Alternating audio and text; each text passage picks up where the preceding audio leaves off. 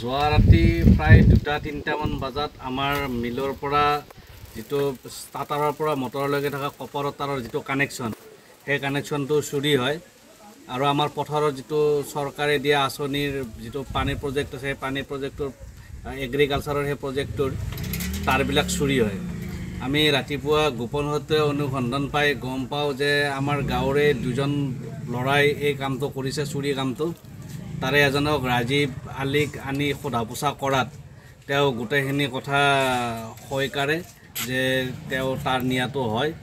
আমি তাৰখিনি এটা ডেম্পৰ পৰা আনি উদ্ধাৰ কৰোঁ আৰু লগতে তেওঁ আগে পিছে এনেকুৱা কাম কৰা বুলি আমি গোপন সূত্ৰে গম পাওঁ, কিন্তু এইটো আমাৰ মিলৰে যিটো কাম কৰিছে মানে তেওঁ স্বীকাৰ কৰিছে। তেওঁৰ লগত আৰু এজন নে দুজন কোনোবা থকা বুলি কৈছে।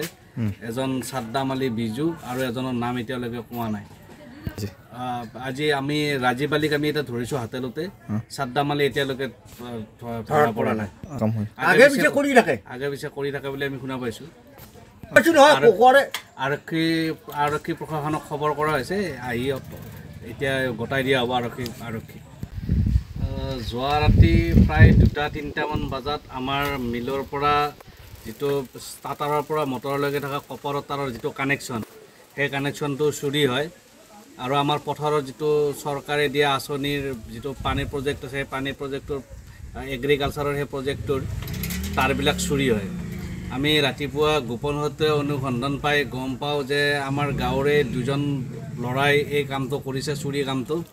তাৰে এজনক ৰাজীৱ আলীক আনি সোধা পোছা কৰাত তেওঁ গোটেইখিনি কথা সৈকাৰে যে তেওঁ তাৰ নিয়াটো হয়।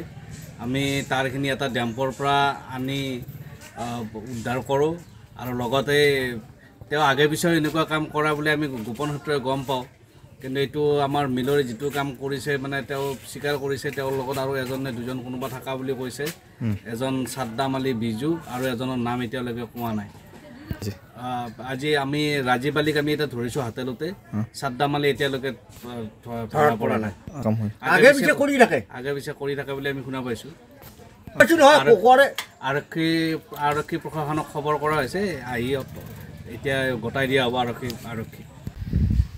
যোৱা ৰাতি প্ৰায় 2-3টামান বজাত আমাৰ মিলৰ পৰা যিটো ষ্টাৰ্টাৰৰ পৰা মটৰলৈকে থকা কপাৰ তাৰৰ যিটো কানেকশ্যন সেই কানেকশ্যনটো চুৰি হয় আৰু আমাৰ পথাৰৰ যিটো চৰকাৰে দিয়া আঁচনিৰ যিটো পানীৰ প্ৰজেক্ট আছে সেই পানীৰ প্ৰজেক্টৰ এগ্ৰিকালচাৰৰ সেই প্ৰজেক্টৰ তাৰবিলাক চুৰি হয়।